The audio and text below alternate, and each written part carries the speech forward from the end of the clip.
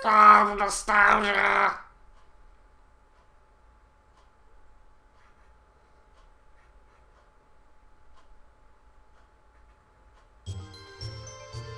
What's up guys, it's Daz here. Welcome to my new Let's Play of Pikmin 2. Oh yeah, now I would keep talking about this game right here, but I hate long intros, so I'll probably start the game immediately.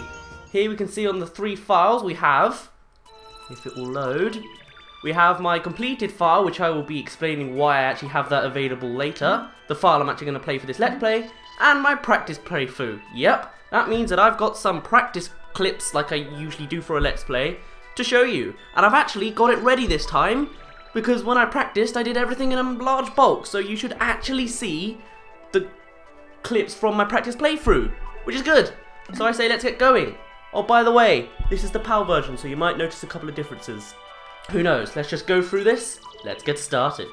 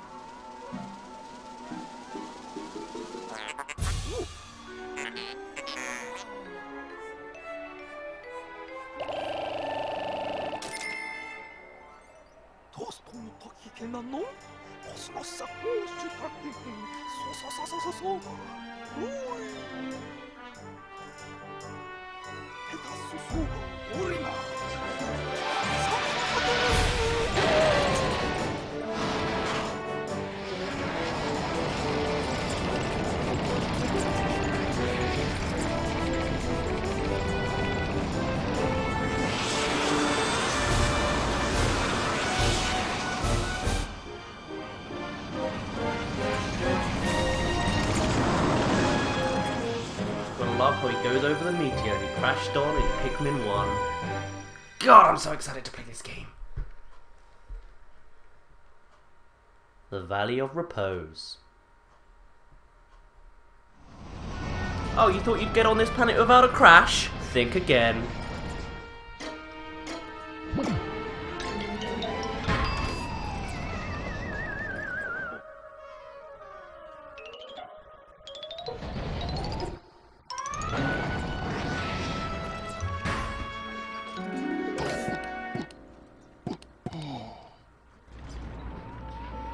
Oh my god, we have a ship that talks!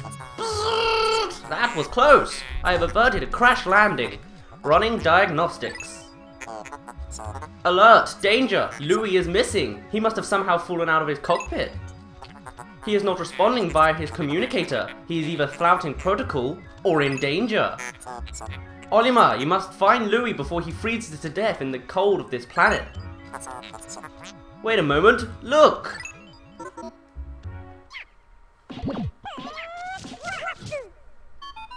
Wow, this is much easier than Pikmin 1. We had to go up to an onion last time, but now they're just right there in front of us on a silver platter. Could these be Pikmin? They look like they're about to be devoured as we speak.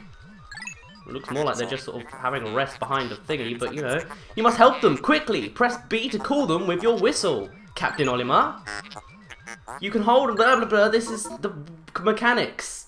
Alright, so, I have a lot of things to go over. Why don't I just let these Pikmin just fight while I do a little bit of explaining?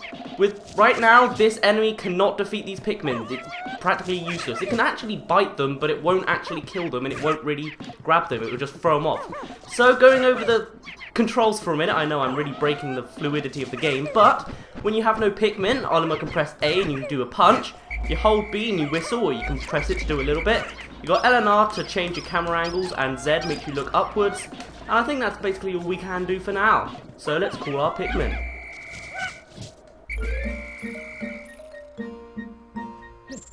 Just like old times. The Pikmin ran to your side. They seem to remember you, Captain Olimar. How fascinating. Give them instructions and do not delay. Press A to grab them and A to throw them. I think, yeah. So now with Pikmin, you can press A to throw them, and then you call them with B to whistle them back. You can also use the C stick to make them manually follow you, which is quite helpful, I guess, because you can swarm when you have a massive army of them. Anyway, this is a dwarf red Bulborb. You may notice there's a little icon in the top right. If you click that, you'll be sent to the Piklopedia, which I will go over later on. Well, that was easy.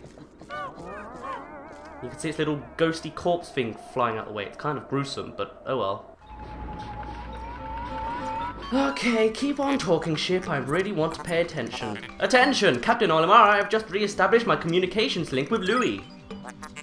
It is fortunate that we have managed to confirm his safety. Press Y to communicate with him. I am quite interested in the details of his condition. Yes, with Pikmin 2, you don't just have one captain, you don't have 3, you have 2. So, in this, you press Y, and you change to Louie. I like how there's a Louie-shaped hole in the snow. Louie, allow me to assess your condition as per our safety protocols. Are you at all injured? Is that so? Then my concerns are eased. Our communications links show you are nearby. Louie didn't say anything. Can you make your way to our location and rejoin us? I will navigate for you. Press start to pause to contact me and you'll find information. Okay, if you press start, you can see a map. Seems pretty simple. Wow, this is a big map. Are we really going to have to go through all of this on day one? I mean, I get that day one's always the tutorial day and you never actually get to do anything in your own free will. It's all scripted, but still.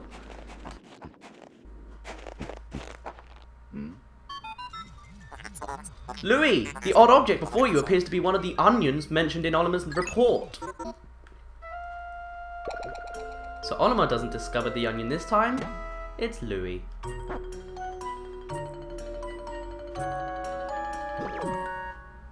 Ouch! The seed the onion ejected just sprouted. According to Olimar's report, it can be plucked with A. This kind of defies the physics of how Pikmin work, because usually an onion won't make a Pikmin by itself unless there's no other Pikmin in existence, if they're all extinct. So, why it decided to make a 6th one, I have no idea.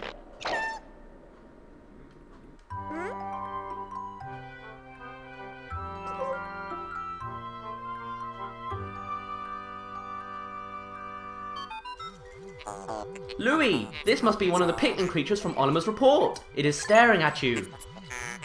You can use the C stick to issue objectives to your Pikmin squad and even direct their movement. You can disband your squad with X. Interesting. Olimar's description of the Pikmin resembling Pikmin carrots was strikingly accurate. Louie, my sensors have detected drool in the corner of your mouth. Are you alright? Louie, don't eat them.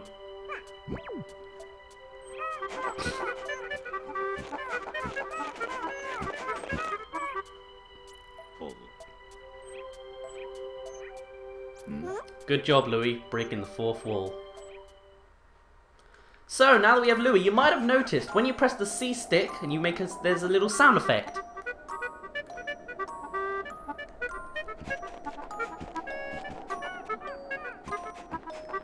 That's basically some reason their way of sort of telling you that you're swarming. Louie and Olimar have different sound effects. Also, their whistles are different. Yeah, I'll probably be able to explain it more when they're actually together again and I can compare them. But oh well. So, these are pellet posies, and inside are little red pellets. What you need to do is get the Pikmin to put them in the onion and...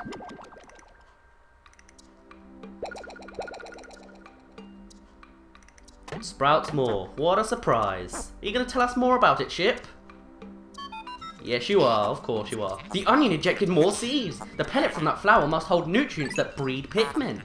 Yes, the Pikmin gather nutrients, hold them into the onion, and further propagate the species. I thought I would get through this without making a reading error, but apparently not. The onion is a Pikmin mothership. Reviewing Olimar's report, it seems repeatedly tapping A lets one rapidly pluck Pikmin sprouts. Yay! Now if the pellet actually matches, like the colour of the pellet matches the colour of the onion it's going to, you'll get pretty much twice, or you'll get more Pikmin. In the case of one pellet, you'll get 2 Pikmin instead of 1. So that's a little thing you can know. So there are 2 ways to attack these pellet posies. You can either get them at the stem and they'll slowly break it down like that, or if you get them directly on the pellet directly on the pellet like I did the first time, it will just go down in one hit, which is nice and easy. Now for now we just got to go through this sort of long and boring mode of we have nothing else to do except make more Pikmin. So that's generally what happens on day 1, because this is a tutorial day. It's just teaching you the basic mechanics and it's kind of boring, but oh well, you just have to deal with it for a little bit. Shouldn't be too long. I mean, we're pretty much done anyway because there's no other pellet posies to actually grab over here. Or is there? No, that's pretty much everything. So, now that we have 11, why don't we go further on this path? And oh my god, it's product placement! A Duracell battery. But they don't know that. Perhaps this object's one of the treasures that we are searching for.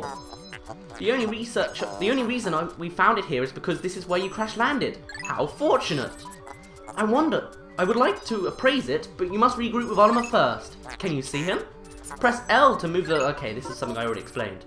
So with L, the L button will basically make the camera face towards where your character is facing. The R button makes you zoom in and out. There are 3 set sizes you can look at. And then Z makes you look from a top-down perspective, which isn't actually... Well, it can be helpful, just not very often.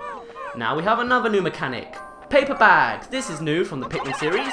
What you do is you don't lift it up or push it around. You weigh it down. You can change to Olimar and he's got another 5 Pikmin. You throw those up there and we have a total of 16. It needs 15 to go down. And they are together again. Of course it gets ruined by the ship talking again. Captain Olimar, Louie, you are reunited at last. This has been a troublesome start to our trip. Really? I did not notice. But now you... Did not notice? Okay. But now you must feel assured that your combined wits can get through anything, correct? From now on, use B to form a single group, X to take solo action, and Y to change leaders. Yes, you can also, if it won't really be very obvious here, but if you press X, you'll disband your Pikmin, so then they stay in a little group, and Louie sort of goes by himself. When you get new Pikmin types, they'll all go in their own little groups. And there's actually a bit of a problem in this game with it, but I'll come to that later. So here we see our little dwarf red bulb friend, and I say we go get our Pikmin to carry it away. Yay. I think I'm actually going to disband it so that I can go sort of a little bit quicker, so I'll have the 2 captains separate. So Olimar's going to go up here into the snowy land. Somehow the snow just randomly stops there. Don't really get the logic there. And we're going to see if we can go pick out this Duracell battery. Come on, one Pikmin, you need to go faster. As for Louie, he's just going to wait at the onion for these Pikmin to get this bulb. Okay, let's just run all the way up here. Come on, Louie, let your little legs run faster. I love the running animation, like their arms are just going like, they're like flapping. They're like flapping like penguins or something, I don't know, it's weird.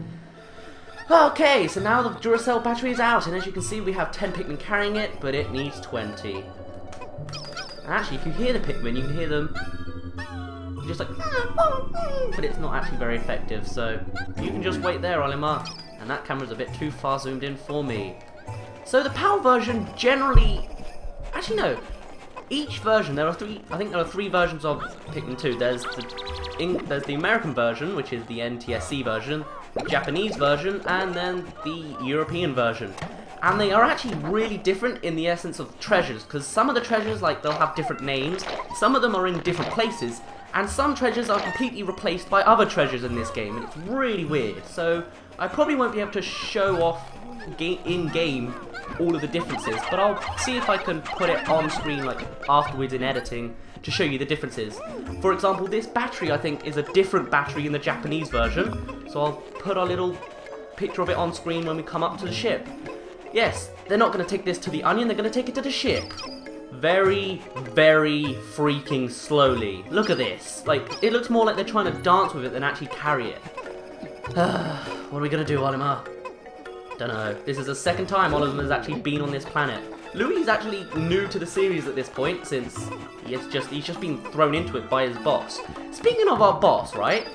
Why? He's really inconsiderate if he just... Olimar's practically spent a month on this planet, you know, barely surviving, trying to get his ship to work, and now suddenly he has to come back to this planet straight away. No introductions with his family, no time to get a warm welcome or to just feel at home again. He has to come back straight away. And on top of that, they take out his ship and sell it without his own consent, and then throw in this rust bucket. I mean, look at it.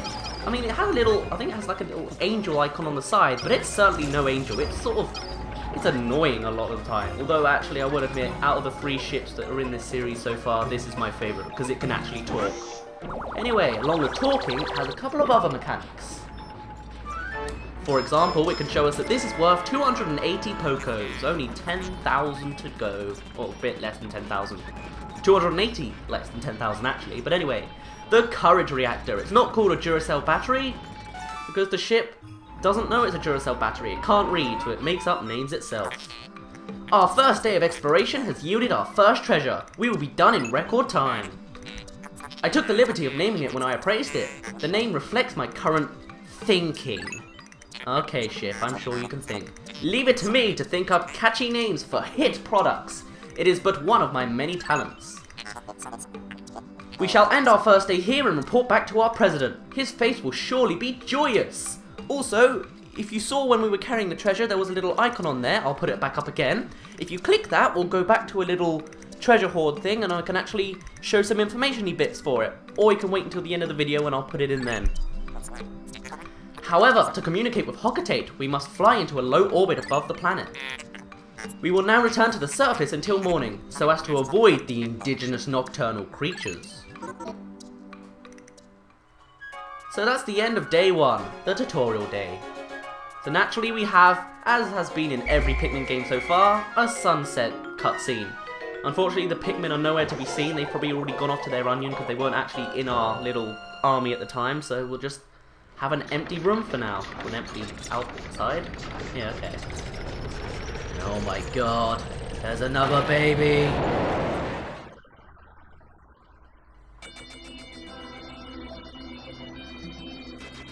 And here's one of the songs that was actually remixed in Pikmin 3. Today's report. So, we got 1 treasure, the Courage Reactor, 280. Not bad. Pikmin, we had 0 yesterday and 20 today. Seems good. If I press Z, you can also see all the deaths. None so far. Yes, Pikmin can die in this game if you didn't pick that up from the enemy trying to eat them before.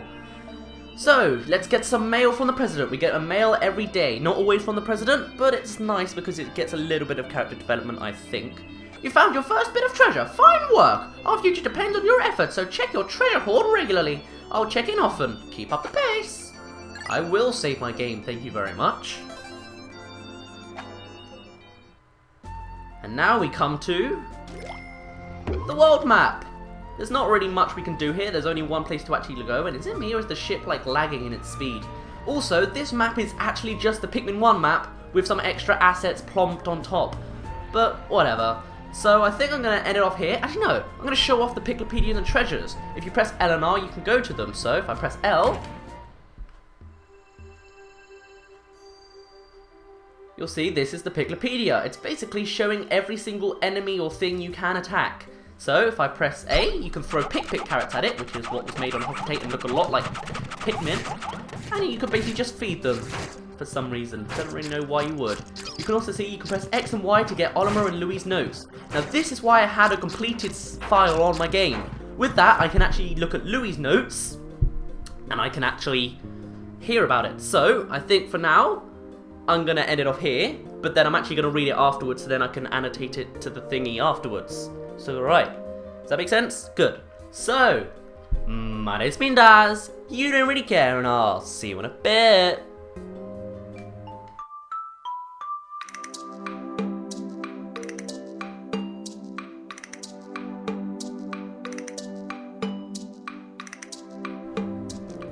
Dwarf red bulb. Pancerus pseudeliculii russus, breadbug family.